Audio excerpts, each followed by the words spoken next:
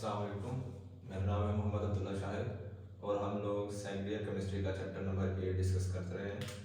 तो इसके अंदर बेटा हम लोगों ने पहले एलिफेटिक हाइड्रोकार्बन्स के बारे में जो इंट्रोडक्शन था वो डिटेल में डिस्कस किया था।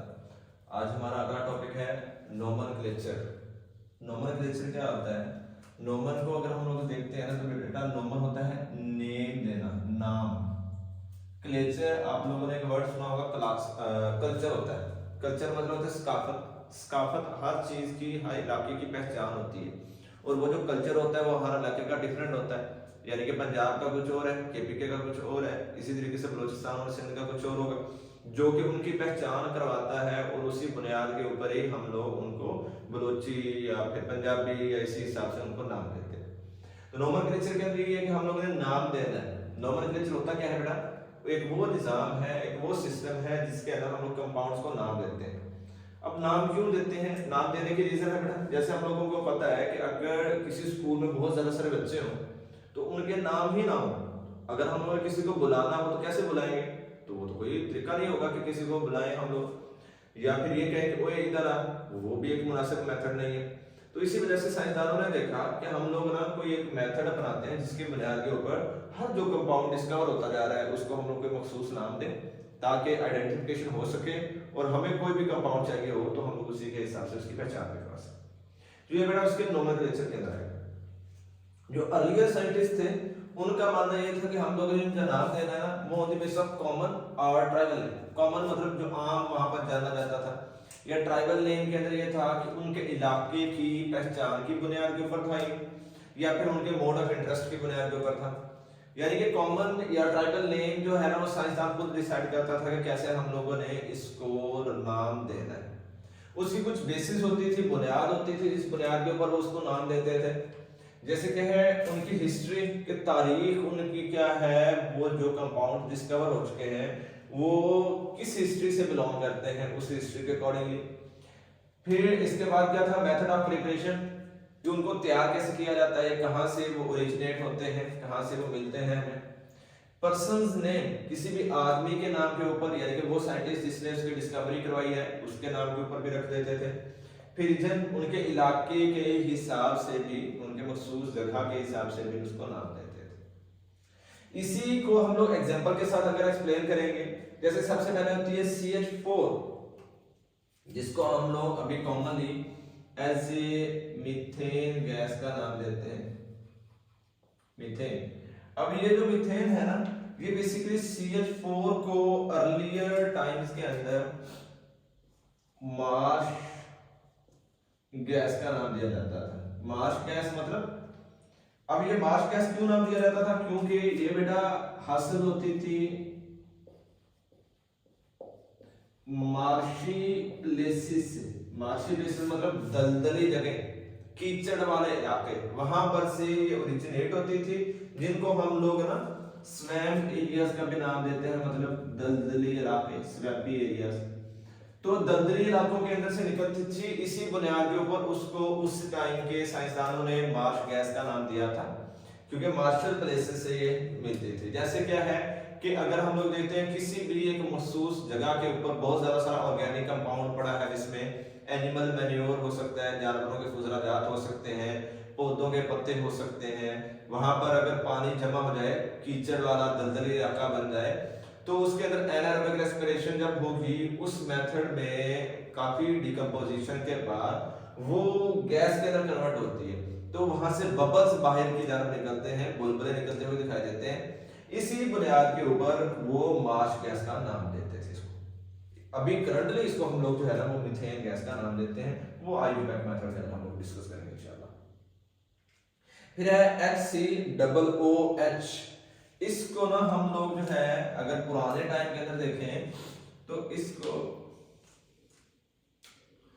फॉर्मिक एसिड का नाम दिया जाता था। अब ये जो फॉर्मिक एसिड है, करंटली इसको मेथानोइक एसिड का नाम देते हैं, वो हम लोग आगे इंशाल्लाह डिस्कस करेंगे। और ये फॉर्मिक एसिड जो है उसका नाम क्यों देते थे कि ये वर्ड है फॉर्मिका।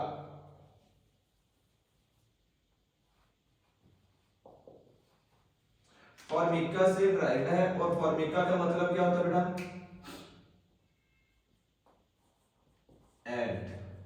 जो चींटियां होती है ना, उन चींटियों के डंग के अंदर बेसिक तौर पर जब वो काटती हैं, यानी जब वो बाइट करती है ना, तो वो जो एसिड एक उनके अंदर से निकल कर हमारे जिस्म में ट्रांसफर होता है, जिसकी बुनियाद के ऊपर हमारे जिस्म के ऊपर सूजन वगैरह हो जाती है ना, वो बेटा होता है फॉर्मिक एसिड। ठीक है, तो इसी बुनियाद के ऊपर चूंकि ये चींटियों के डंग से निकलता है, दैट्स व्हाई इसको हम लोग फॉर्मिका का नाम देते हैं, क्योंकि ये एंड के डंग से निकलता है। इसी बुनियाद के ऊपर इसको फॉर्मिका का नाम दिया गया। फिर है CH3COOH, इसको उस टाइम में नाम देते थे एसिटिक एसिड, अभी करंटली भी इसको एसिटिक एसिड का ही नाम देते हैं। उसकी रीजन क्या है बेटा, ये वर्ड लैटिन वर्ड एसिटम से ड्राइव्ड है, और एसिटम जो होता है ना, ये हम लोग क्या कहते हैं, विनेगर को, अंगूरी सिरके को, अंगूरी सिरके की जब बहुत ज्यादा हम लोग फ्रैक्शनल डिस्टिलेशन कर देते हैं, यानी कि पानी के उसको एवापोरेट कर देंगे उसमें से, तो जो हमारे पास हासिल होगा वो एसिटिक एसिड हासिल होगा। तो इसको लैटिन वर्ड एसिटम से ड्राइव करते हैं, जिसका मतलब होता है विनेगर, अंगूरी सिरके से हासिल किया जाता है बुनियादी तौर पर। फिर नेक्स्ट है C4H4N2O3, ये जो होता है ना, ये होता है बारबेट्यूरिक एसिड,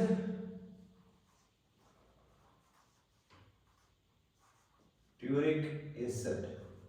अब ये जो बारबेट्यूरिक एसिड है ना, ये उस टाइम का जो साइंटिस्ट था बायर नाम का, उसने ऑन द बेसिस ऑफ, ये डिस्कवरी इसकी हुई थी 4 दिसंबर, 4 दिसंबर को डिस्कवरी हुई थी, जो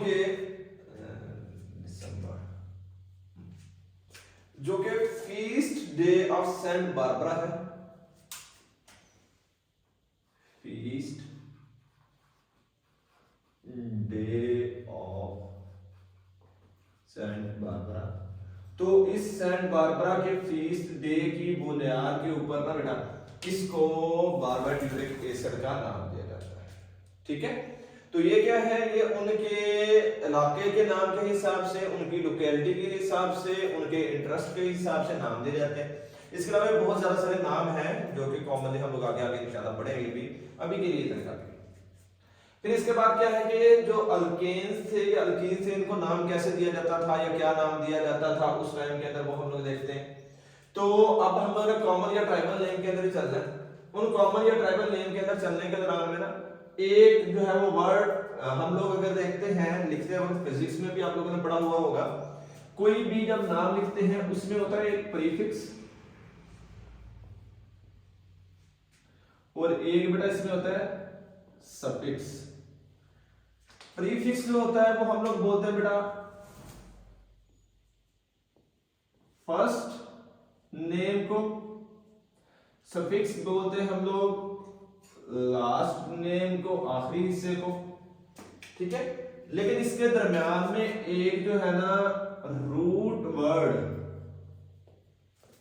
इस्तेमाल किया जाता था, और वो जो रूट वर्ड था ये था on the base of number of carbon, यानी कि जो नोमेनक्लेचर था कॉमन या ट्राइबल नेम, उसके अंदर 3 हिस्से थे नाम के। पहला था प्रीफिक्स, वो प्रीफिक्स होता था एन आइसोनियो, वो हम लोग अभी डिस्कस करते हैं, और रूट वर्ड होता था on the base of alkyne, जो कि नंबर ऑफ कार्बन्स की बुनियाद के ऊपर होता था कि एक कार्बन है मैथ, 2 कार्बन है एथ, जिसको हम लोग लैटिन उनकी वर्डिंग का भी नाम देते हैं, लैटिन काउंटिंग का भी नाम देते हैं। कार्बन के लिए जो लातीनी काउंटिंग है मैथ, एथ, प्रोप, ब्यूट वगैरह, वो यहाँ पे यूज होगा। और सफिक्स जो होता है ना वो हमारे पास आ जाता है बेटा लास्ट नेम। लास्ट नेम जो है वो अल्केन है, चूंकि अल्केन के लिए हम लोग लास्ट नेम यहाँ पे ANE यूज करते हैं। ठीक है, अब बेटा हम लोग ना इनको नाम और एग्जांपल्स करते हैं। एन वाली एग्जांपल अगर हम लोग करें CH3 CH2 CH2 CH2 CH3, इसमें कार्बन कितने 1 2 3 4 5। N stands for normal. Normal के अंदर भी कौन सी, जो स्ट्रेट चेन होगी, जो सीधी चेन होगी, उसको बेटा हम लोग N के अंदर लेके आएंगे, N कैटेगरी में। ठीक है, और ये जो स्ट्रेट चेन है इसका नाम हमारा बनेगा बेटा प्रीफिक्स n क्योंकि स्ट्रेट चेन है, कार्बन 1 2 3 4 5 5 कार्बन है तो पेंट, सफिक्स ANE, ये बन जाएगा n पेंटेन। ठीक है, अगर हम लोग इसको आइसो के अंदर लेके चले तो आइसो में ब्रांच होगी, वो कैसे, CH3 CH2 CH CH3, हम लोगों ने ना यहां पे एक ब्रांच लगा दी, ये इसकी कन्वर्ट कर देगी आइसो में, ब्रांच जो होगी ना वो आइसो में जाएगी और इसका नाम जो बनेगा एक तो प्रीफिक्स में n की जगह पे आइसो, बाकी सेम ही रहेगा। आइसो 5 कार्बन वाला है तो बेटा पेंटेन। ठीक है, फिर लास्ट कैटेगरी हमारी नियो वाली आती है। इसमें अगर हम लोग यहाँ पे देखें सेकंड लास्ट कार्बन पे एक ब्रांच थी, नियो के अंदर यह होगा कि सेकंड लास्ट जो कार्बन होगा ना बेटा उसके ऊपर 2 ब्रांचेस जो है ना बेटा आ जाती हैं। इन्हीं 2 ब्रांचेस की बुनियाद के ऊपर ना ये हमारा बनेगा नियो पेंटेन। ठीक है, ये हमारे पास कॉमनली जो होता है ना वो इसके अंदर यूज करते हैं। फिर नेक्स्ट जो है ना वो आ जाता है अल्कीन। अल्कीन के अंदर अगर हम लोगों ने इसका नोमेनक्लेचर देखना है तो इसमें बेटा हम लोग जो है वो उसी तरीके से n आइसो नियो तो इस्तेमाल करेंगे ही करेंगे, लेकिन वहां पर जो सफिक्स होगा उसमें वेरिएशन जो आएगी ना वो YLENE की आएगी, वाइलीन जो होगा ना हम लोग यूज करते हैं। अब इसके अंदर कैसे होगा, अगर हम लोग ले लेते हैं 2 कार्बन वाली CH2 डबल बॉन्ड CH2, तो ये 2 कार्बन वाले को हम लोग क्या नाम देते हैं, एथ, ये बन जाएगा इथाइलीन। इसी तरीके से 3 कार्बन वाला CH3 CH double bond CH2 आ गया, इसको हम लोग नाम देंगे प्रोपाइलीन। ठीक है, तो ये क्या है, बस YLENE लगाना है, जहां पर हम लोगों ने वहां पे ANE लगाया था वो चेंज बस थोड़ी सी। सही है, तो ये बेटा हम लोगों ने उनके नाम देने के मेथड जो है वो भी कर लिए। अभी नेक्स्ट हमारा टॉपिक आता है एक अल्काइल ग्रुप। अल्काइल ग्रुप क्या होता है, इस अल्काइल ग्रुप की अगर हम लोग डेफिनेशन करें तो उसके अंदर ये होगा कि द ग्रुप,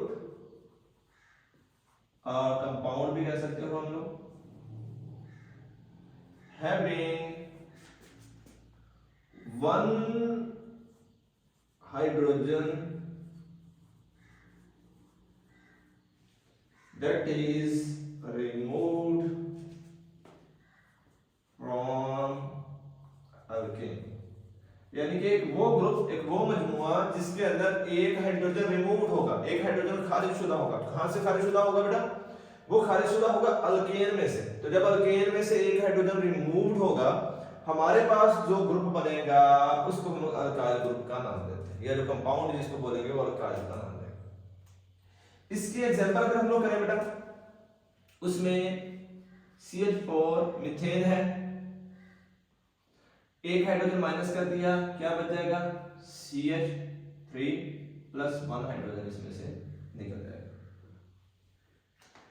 अब ये जो था इसको हम लोग नाम देते हैं मीथेन का। लेकिन हम लोगों ने भी पढ़ा है बेटा एक प्रीफिक्स एक सफिक्स होता है। आयुटैक मेथड जब हम लोग करेंगे ना उसमें पढ़ेंगे एक प्रीफिक्स और सफिक्स। सफिक्स जो होता है वो होता है on the base of functional group, ये ध्यान में रखना, आगे हम डिटेल में डिस्कस करेंगे। सफिक्स होता है फंक्शनल ग्रुप की बुनियाद के ऊपर। तो जो अल्केन है उसमें सफिक्स आता है ANE, अल्कीन में सफिक्स आता है ENE, अल्काइन में सफिक्स आता है YNE। और यहां पर जो होगा अल्केन में ANE है, अल्काइल में जो हम लोग सफिक्स बेटा इस्तेमाल करेंगे वो आएगा YN। अल्काइल जिसको हम लोग बोलते हैं ना एंड वाला YL मींस ये होगा कि जो मीथेन है उसमें से ANE हम लोग उड़ाएंगे, उड़ाने के बाद यहां पे बन जाएगा मिथाइल। ठीक है, जैसे पहले मीथेन था तो अब हमारा बन जाएगा ये मिथाइल बन जाएगा, इसको हम लोग लेके चले। इसी तरीके से एक और एग्जांपल अगर हम लोग यहीं पे कर लें, CH3 CH3, तो ये बने CH3 CH2 प्लस एक हाइड्रोजन निकल गया। दो कार्बन वाले अल्केन को हम लोग बेटा नाम देते हैं इथेन का। जब एक हाइड्रोजन निकल गया तो ये ग्रुप बन जाएगा इथाइल बन जाएगा। ठीक है बेटा, इस तरीके से इथेन को हम लोग इथाइल का नाम देंगे जब हाइड्रोजन का रिमूवल हो जाएगा। फिर जैसा हम लोगों ने अल्केन का जनरल फार्मूला पढ़ा था, इसी तरीके से इनका एक जनरल फार्मूला होता है। उस जनरल फार्मूला को हम लोग अगर देखें, वो होता है हमारा CnH2n+1। अल्केन में हम लोगों ने पढ़ा था ना CnH2n+2, तो अल्केन में से एक हाइड्रोजन निकला फिर जाके अल्काइल बना, इस वजह से उसका फार्मूला भी CnH2n+1 जो है ना वो बन जाता है बेटा। तो ये हम है। फिर इसके बाद क्या है, ये तो हम लोगों ने सिंपल वाले किए। अगर हम लोग इसके अंदर देखेंगे ज्यादा 3 या 3 से ज्यादा कार्बन वाले कंपाउंड्स आ जाते हैं, तो फिर हम लोग क्या नाम देंगे उनको, वो हम लोगों ने ना n आइसोनियो वाली कंडीशन के अंदर भी लेके चलना है उसको। ये चीज हम लोगों ने अगले चैप्टर्स के अंदर भी पढ़नी है। वो कार्बन जो कि बेटा यहां पे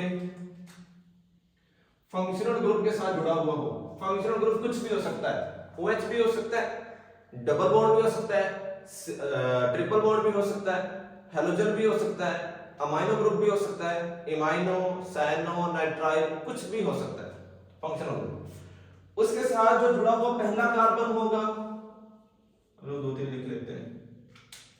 पहले कार्बन को बेटा हम लोग नाम देते हैं अल्फा कार्बन, दूसरे कार्बन को हम लोग नाम देंगे बेटा बीटा कार्बन, तीसरे कार्बन को हम लोग होता है ना वो नाम देते हैं गैमा, और अगले को सिग्मा, सोन हम लोग नाम देते हैं। ठीक है, अल्फा बीटा और गैमा ये हम लोग 3 ही करते हैं, चौथा सिग्मा होता है, वो हम लोगों को जरूरत जब पेश आएगी तब कर लेंगे। फंक्शनल ग्रुप के साथ जुड़ा हुआ कार्बन। अब फिर इसी तरीके से हमारे पास एक और कैटेगरी भी आती है प्राइमरी अल्काइल्स,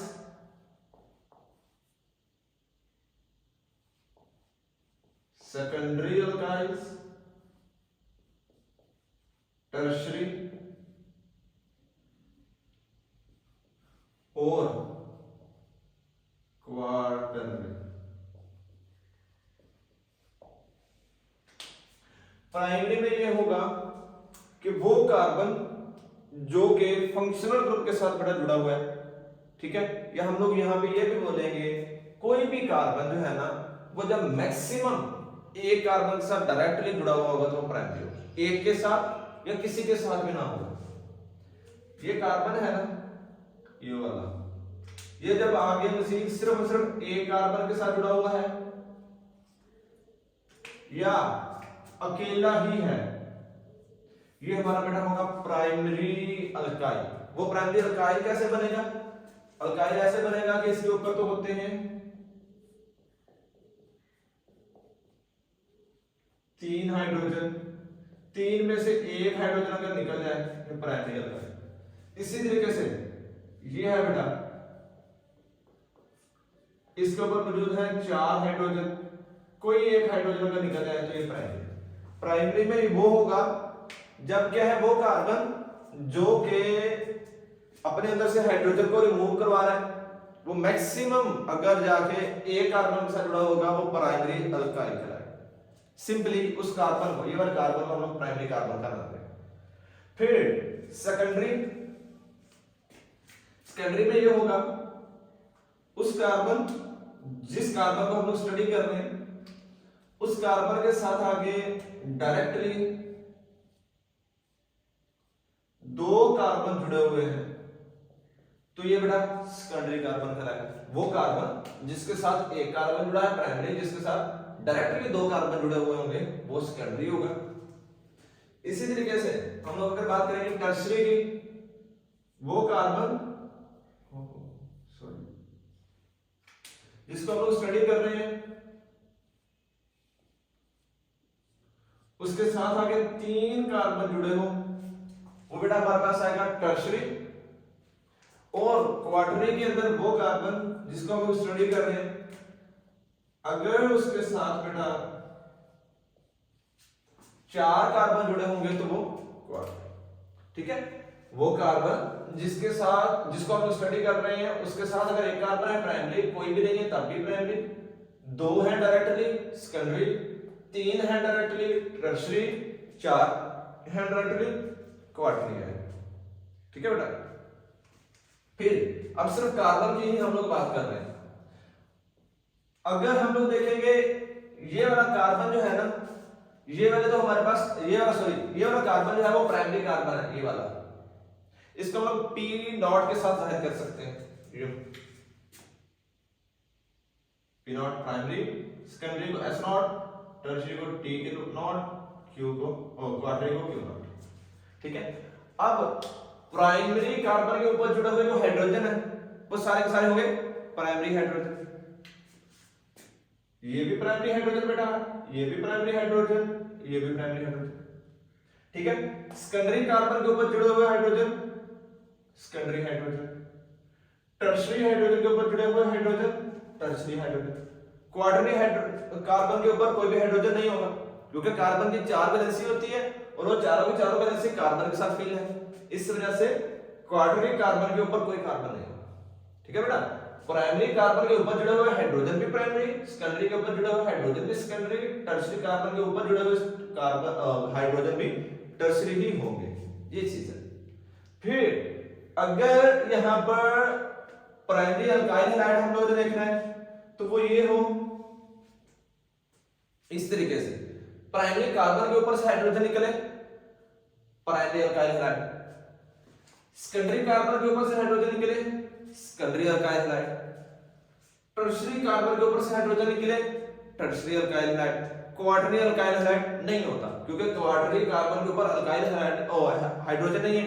जब हाइड्रोजन नहीं है इस बुनियाद के ऊपर वो अल्काइल भी नहीं, हैलाइड नहीं, सॉरी मैं अल्काइल हैलाइड डिस्कस करता आ रहा था।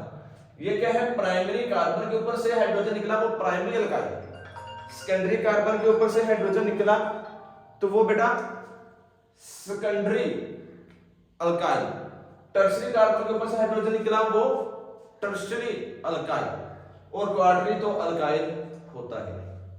सही है, ये चीज हमारे पास में बेटा आ जाएगी। फिर इसी तरीके से ये जो प्राइमरी वाला होता है ये स्ट्रेट चेन है। ठीक है, तो इस स्ट्रेट चेन के अंदर अगर वो टर्मिनल पॉइंट के अंदर से हाइड्रोजन निकल रहा है तो इन अल्काइल्स को हम लोग अगर एन आइसोनियो के अंदर देखेंगे तो ये वाला बेटा हमारे पास आ जाएंगे एन अल्काइल। एन अल्काइल जो होगा नॉर्मल अल्काइल का हम लोग इनको नाम देते हैं। इसी तरीके से अगर ये वाला हम लोग सेकेंडरी की एग्जांपल करेंगे, सेकेंडरी वाला बेटा हमारे पास आएगा आइसो अल्काइल कैटेगरी। और अगर हम लोग देखेंगे यहां पर टर्शरी के अंदर यानी कि ये वाले सेंट्रल कार्बन के अंदर से निकल रहा है तो ये हमारा आएगा बेटा नियो अल्काइल। ठीक है, पहले तो आप लोगों को प्राइमरी, सेकेंडरी, टर्शरी, क्वार्टरनी कार्बन का क्लियर होना चाहिए। जब ये क्लियर हो गया, प्राइमरी कार्बन के ऊपर से हाइड्रोजन निकला प्राइमरी अल्काइल, सेकेंडरी से निकला सेकेंडरी अल्काइल, टर्शरी से निकला टर्शरी अल्काइल।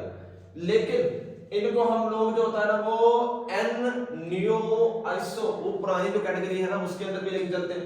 एन अल्काइल जब प्राइमरी वाला, आइसो वाला सेकेंडरी, टर्शरी जो होगा वो नियो अल्काइल के अंदर बेटा शिफ्ट होता है। सही है, अब ये चीज थी हमारी जो कि हम लोगों ने कुछ डिस्कस की है, मेजर जो जनरल चीजें हैं वो डिस्कस कर ली हैं, बाकी इंशाल्लाह आगे डिटेल के अंदर भी साथ साथ डिस्कस करते रहेंगे। इसके बाद अगली जो चीज आती है वो हमारे पास आता है आईयूपैक नेम। आईयूपैक नेम मतलब एक सिस्टमैटिक मेथड है जो कि पूरी दुनिया के केमिस्ट लोगों ने मिलकर बनाया था। किस लिए? साइंटिफिक नाम देने के लिए, ताकि वो कोई भी एप्रोप्रिएट मेथड हो जिसकी बुनियाद पर हमें समझने में आसानी हो सके। क्योंकि इसकी रीजन ये थी कि ट्रिलियंस ऑफ एलिमेंट डिस्कवर हो रहे थे with the passage of time. जब पैसेज के साथ साथ जो डिस्कवर हो रहे थे उस बुनियाद के ऊपर उनके ये जो कॉमन या ट्राइबल नेम थे इनको याद रखना भी डिफिकल्ट था, उसके अलावा ये नाम देने भी मुश्किल थे। जो कॉम्प्लेक्स कंपाउंड थे उनको नाम भी आसानी से नहीं दिए जा रहे थे, हमारे लिए बहुत ज्यादा सारी डिफिकल्टीज थी, ठीक है। रिलीजियस भी डिफिकल्टीज आ रही थी, उसके अलावा इंटरेस्ट वाली भी बुनियाद के ऊपर आ रही थी, और वैसे भी क्रिटिसिज्म बहुत ज्यादा शुरू हो गया था। उसको दूर करने के लिए पूरी दुनिया के जो बेटा केमिस्ट थे उन्होंने मिलकर कुछ काम करना शुरू कर दिया, जिसके लिए उन्होंने सिस्टमैटिक मेथड मतलब एक मुनासिब निजाम के जरिए से नाम देने के मेथड को इंट्रोड्यूस करवाया। उसमें आईसीसी इंटरनेशनल केमिस्ट कांग्रेस जो है ना वो ब्रांच, तो वो जो इंटरनेशनल केमिस्ट कांग्रेस थी 1889 के अंदर उन्होंने सबसे पहले साइंटिफिक नाम देने का मेथड को इंट्रोड्यूस करवाया था। फिर उसके बाद IUC international union of chemist, इन्होंने 1930s के अंदर वही जो पिछले दिए गए कुछ मेथड्स थे उनके अंदर मॉडिफिकेशन करवा के नए मेथड को इंट्रोड्यूस करवाया। फिर है बेटा IUPAC international union of pure and applied chemistry जो कि करंटली भी चल रहा है। इन्होंने 1947 के अंदर जो पिछली आईयूसी वाली इंप्रूवमेंट आईयूसी वाला मेथड था उसके अंदर इंप्रूवमेंट करवाई, और इंप्रूवमेंट करवाने के बाद जो मौजूदा भी चल रहा है वो मेथड बनाया। फिर with the passage of time उसके अंदर भी मॉडिफिकेशन फर्दर हुई, जो कि हमारी बुक्स के अकॉर्डिंगली 1979 के अंदर भी मॉडिफिकेशन हुई थी। फिर कुछ और बुक्स के अकॉर्डिंगली 1993 के अंदर भी उसके अंदर मॉडिफिकेशन हुई थी, और उसके अलावा भी मे बी पॉसिबल इंप्रूवमेंट होती रहे। वो इंप्रूवमेंट इसलिए होती है क्योंकि साइंसदान जब मिलकर बैठते हैं तो कुछ बेहतरी की तरफ लेके चलते हैं, ठीक है, ताकि हमारे पढ़ने में, समझने में, लिखने में आसानी हो सके। तो ये तो था हमारा आज का टॉपिक। इस सारे टॉपिक के रेलेवेंट अगर आप लोगों को क्वेश्चन हो तो आप लोग पूछ सकते हो। इंशाल्लाह नेक्स्ट हमारा जो नॉर्मल लेक्चर वाला टॉपिक होगा उसको हम लोग डिटेल में डिस्कस करेंगे, अल्केन, अल्कीन और अल्काइन। तब तक के लिए अल्लाह हाफिज, थैंक यू सो मच।